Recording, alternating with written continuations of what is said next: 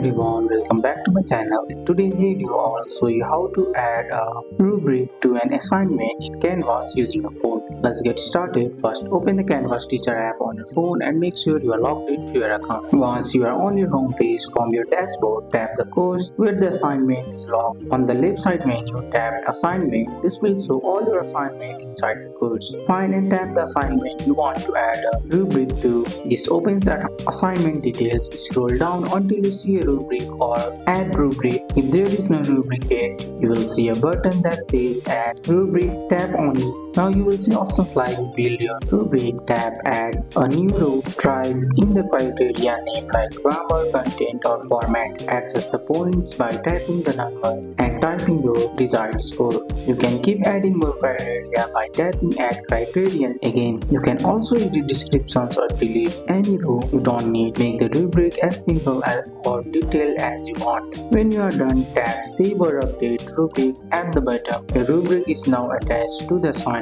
and your student will see it when they view the assignment. And that's it. We have just learned how to add a rubric to a Canvas assignment using a phone. That's all for today's video, guys. I hope you guys like this video. If you found this video helpful, drop a like, subscribe for more videos. Thanks for watching. See you in the next one.